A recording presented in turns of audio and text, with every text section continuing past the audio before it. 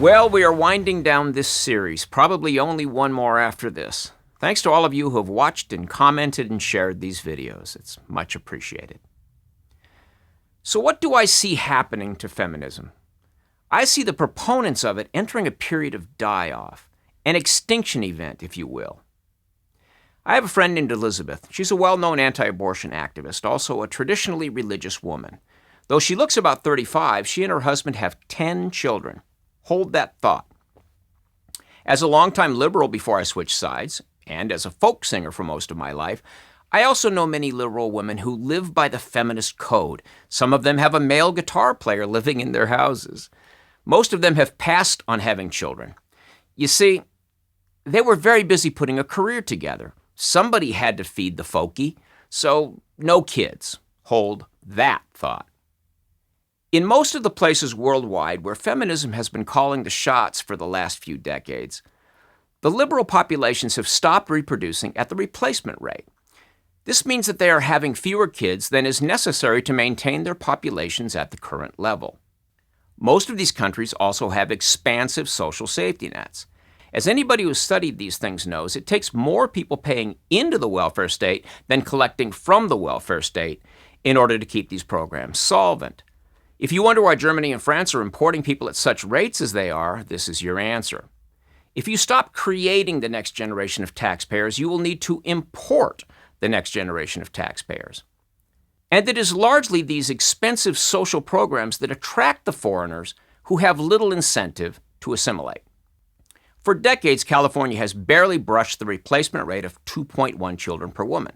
That's averaged across all demographic groups. Now, California imports literally millions of immigrants who are having 3.7 children per woman, and their babies are averaged into the 2.1 figure. What does that tell you about the replacement rate for educated American couples?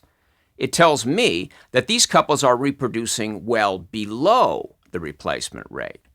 The same thing is happening in Europe. Women are all working and not having children, but the Muslim populations they are importing have several children. Even so, these feminist socialist countries cannot hit the replacement rate. Here's the deal. If you are not breeding and the people you import are breeding, you are gradually transferring another people and another culture into your country while seeing to it that your own culture fades away. Elizabeth and many other women in the American heartland are not only having a bunch of kids, but many, like Elizabeth, are also homeschooling their kids. This means that they are passing their values to their children. And in the big blue cities, the so-called progressives are maybe having one kid. They also pass their values to their children by sending them to feminist schools where there is zero emphasis on reproduction. So where does that lead? Let's get a little mathy up in here. Imagine that Elizabeth's 10 kids all marry and each has 4 children. That makes 40 grandkids for her. Now, if each of these 40 grandkids also has 4 kids, that makes 160 great-grandchildren for Elizabeth and her husband. Suppose that her genetic line ends right there. She will have produced 10 kids, 40 grandkids, and 160 great-grandkids. That means that her influence will live on in 210 people. Of course, we know that her genetic line will not suddenly stop, so her genetics and values will likely be carried much further. As opposed to my many liberal feminist women friends who have only a male musician and a handful of cats upon whom to lavish their maternal instincts. They will produce at the very most 2 children.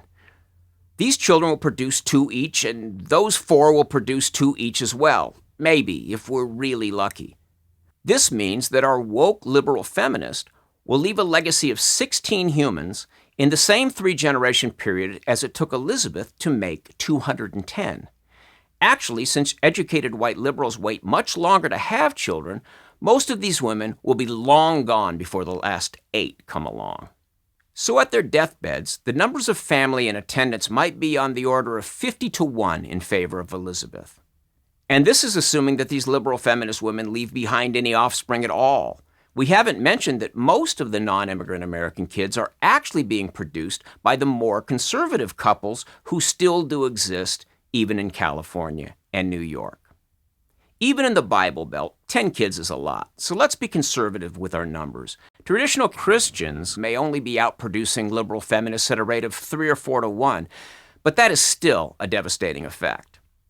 So what's the end game? I see liberal California hanging on for a while, maybe another 50 years. Immigrants from Asia will keep the brain pool going for a while, but those smart Asians are also not reproducing it anywhere near the replacement rate.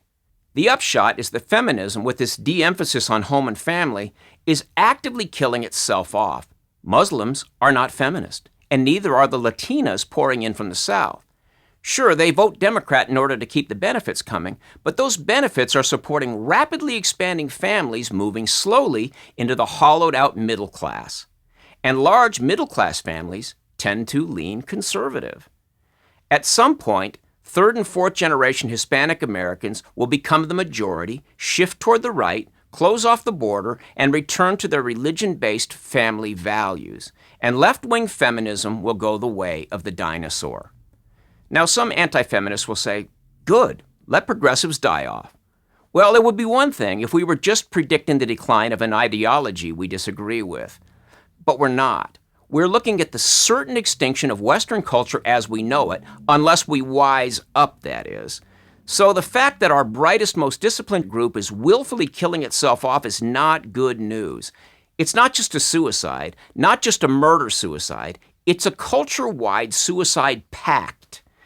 And that is very bad news, indeed. Thanks for watching. If you like this video, subscribe to our channel and then click the little bell to get notifications.